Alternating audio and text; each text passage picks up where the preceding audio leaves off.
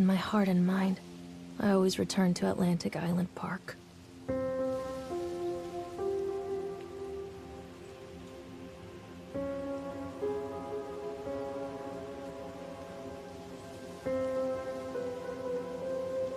Where's Mr. Bear?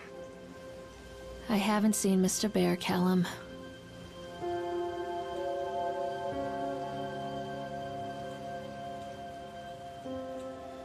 Stay in the car. I'll go and ask information.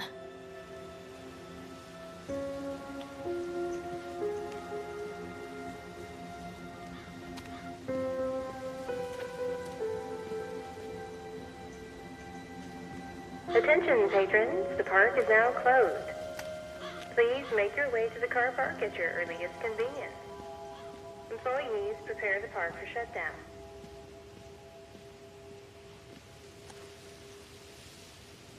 Callum was born the day this place opened. This is his favorite place in the world.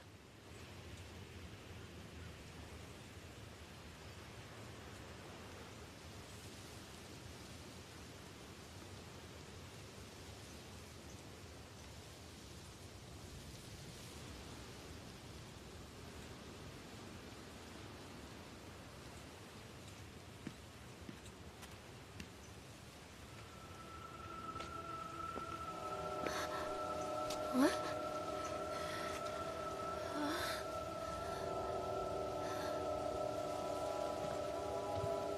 Hey, Lorraine. Lorraine. Don't blame yourself, Lorraine. People lose things all the time. Take a deep breath and think about the last place you saw your son's teddy bear. Hey, stop! I think your boy just ran into the park. I'll unlock the gates for you.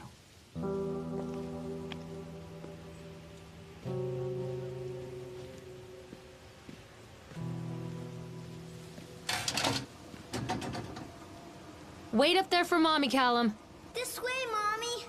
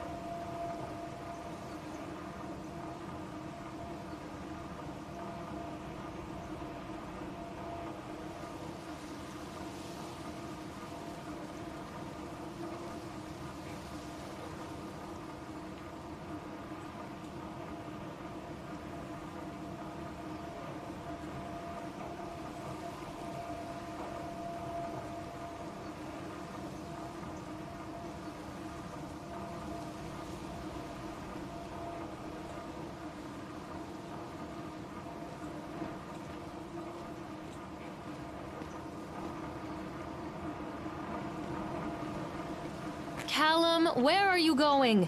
Come on, Mommy. There's something special about the entrance to an amusement park. A line drawn between the real world and the world of whimsy within. On this side, the apathy of our everyday lives. And on the other, anything we might dare to dream. It's no wonder Callum ran back inside. I wouldn't want to leave either. Attention employees, the park is now closed. Have a safe journey home.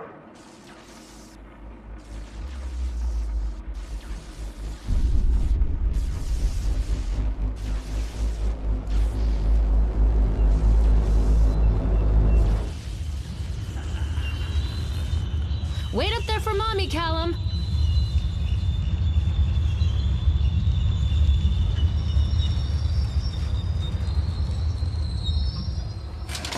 Oh, God.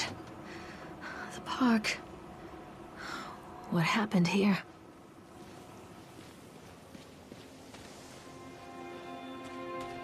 You can't catch me.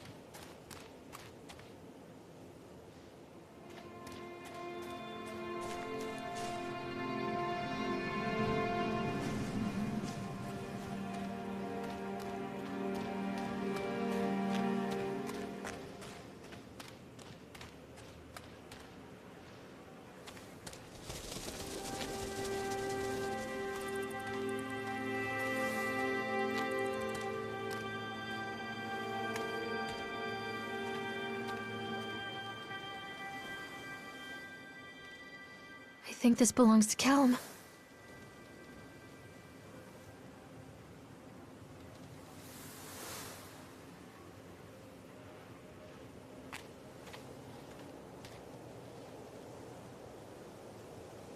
Chad the Chipmunk, huh?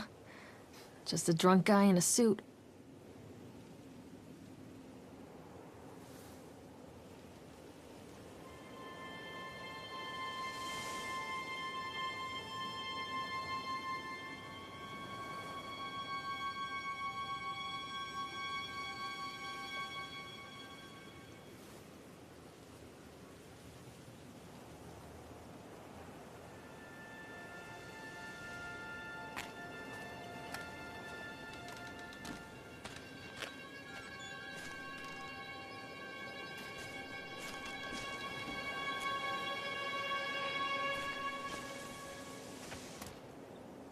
What's this?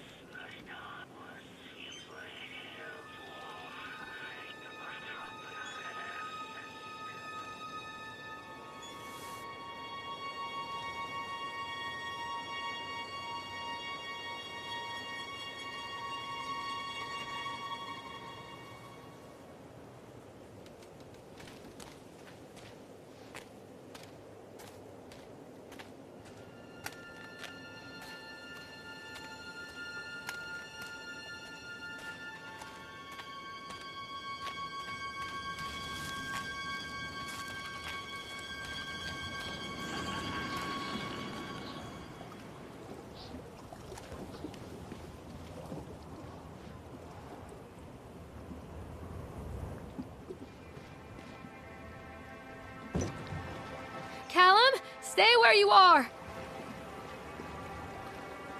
Come on, Mommy.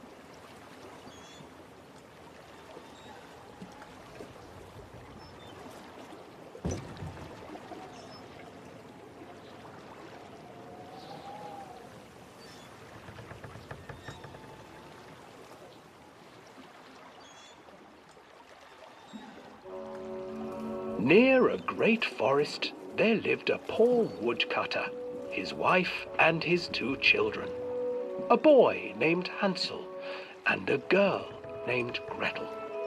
They were very poor and had very little to bite or sup.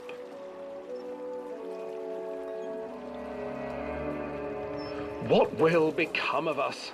the woodcutter asked his wife one night.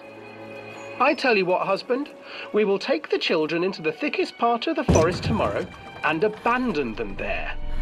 "No, my wife, I cannot do that," said the man. "Then we will all 4 starve, you fool."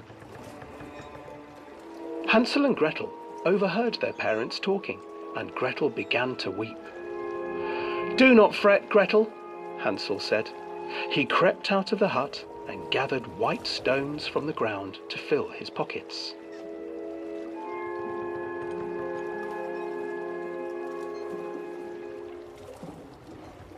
The next morning, the woodcutter leads the children into the forest.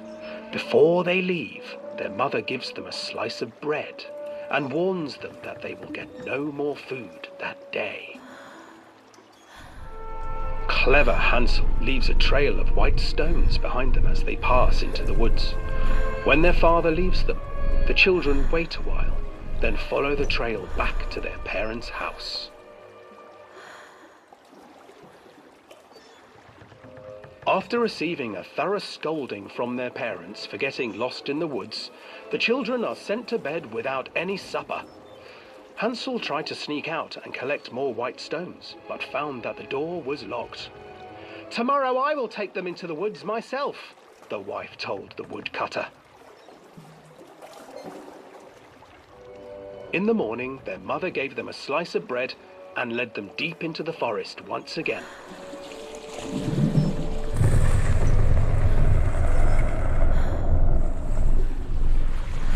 Hansel broke his bread into pieces and left a trail of breadcrumbs to lead them safely home. But hungry-eyed birds snatched up the breadcrumbs and his trail was destroyed. Abandoned by their parents and unable to find the trail home, the children wandered in the forest for 3 days.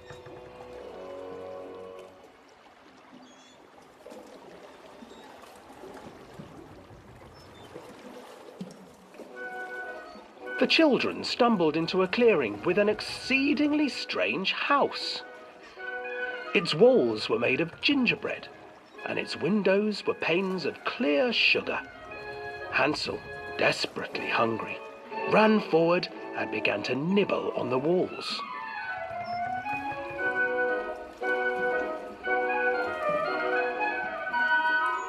"Nibble, nibble, little mouse. Who is nibbling at my house?" An old woman emerged from the house, sniffing the air and peering around with cloudy eyes.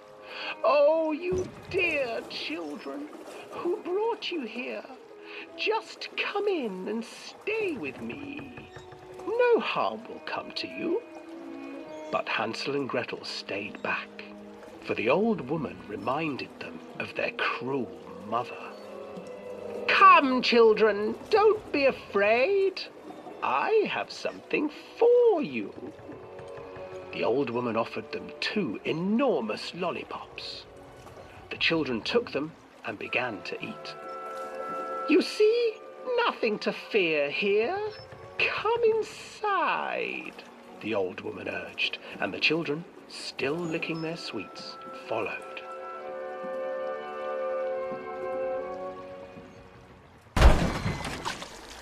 Once inside the house, the old woman changed. She stuffed Hansel into a cage and put Gretel to work, sweeping and cleaning her hut. "Your brother will make a good mouthful," the old witch told Gretel. "Once he is fattened up, I shall feast upon him."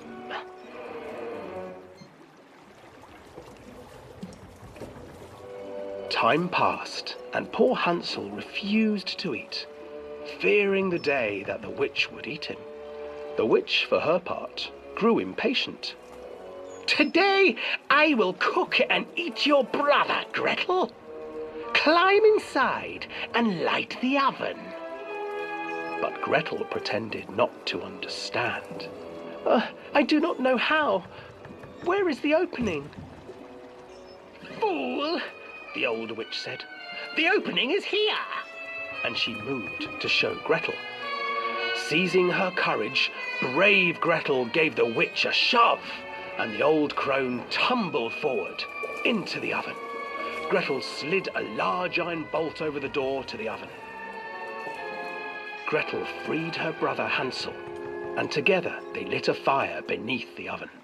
And though she screamed and begged, the children sat by the oven until her screams had stilled, and the witch was cooked. And then, because even children can't survive on sweets, they divided up the body of the old witch and ate her.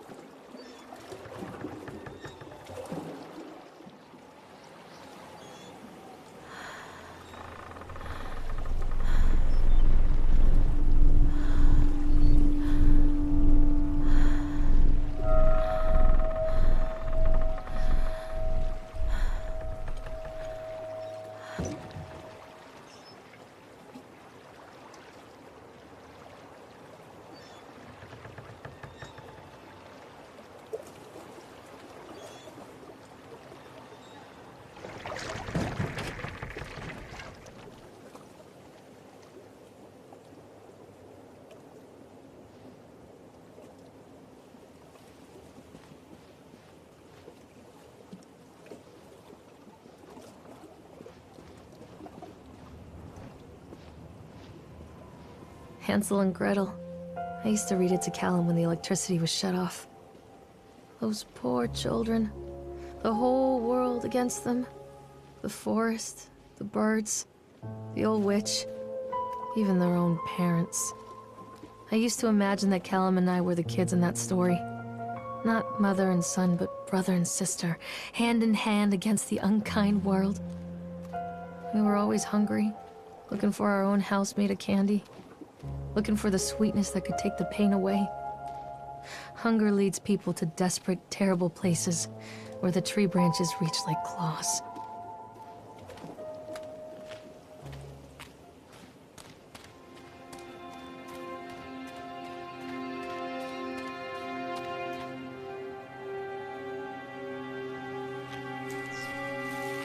Another accident. This place.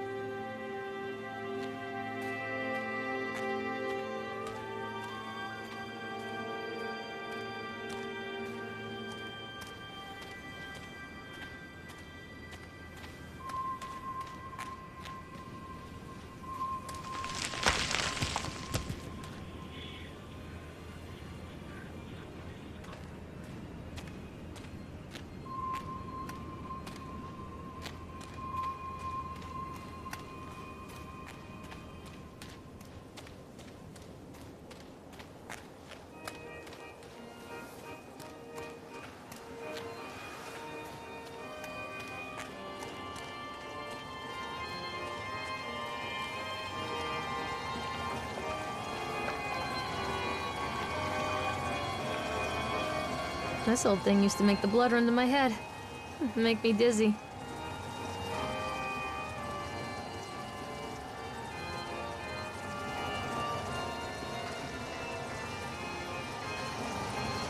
The guy just snapped.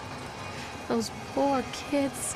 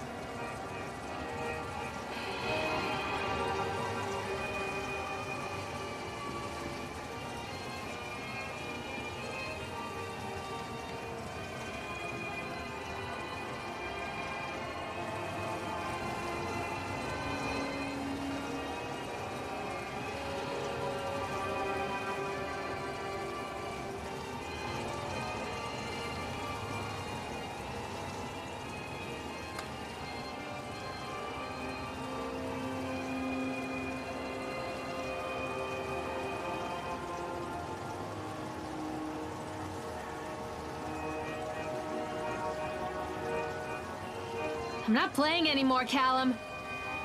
Oh, I remember this.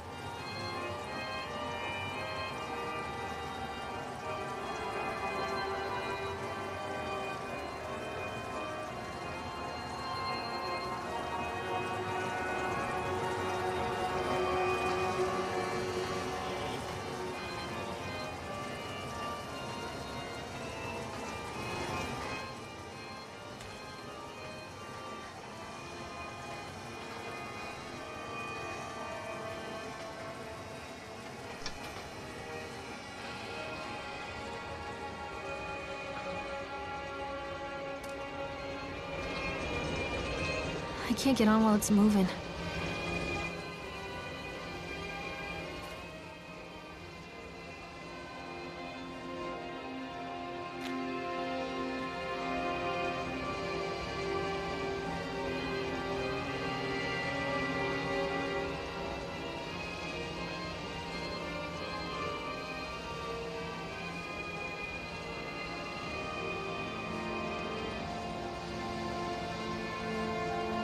I can't get on while it's moving.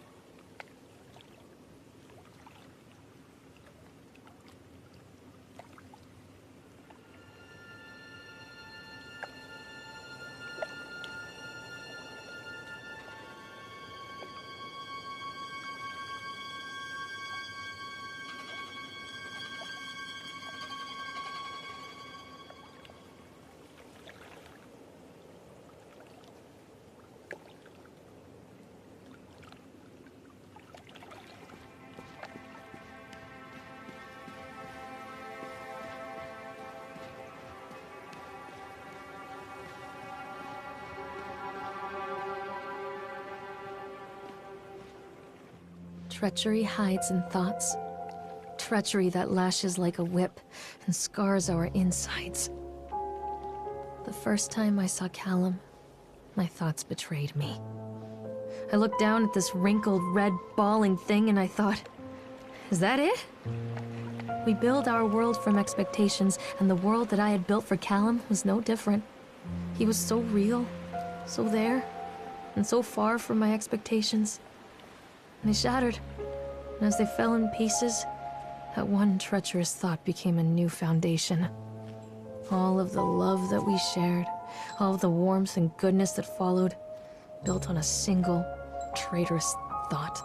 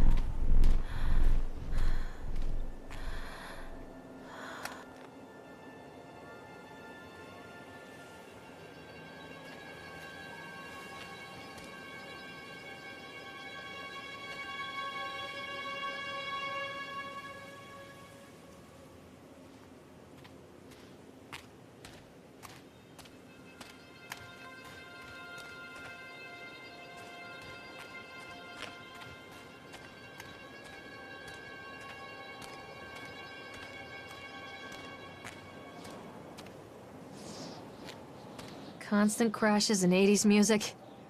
I guess it floats someone's boat.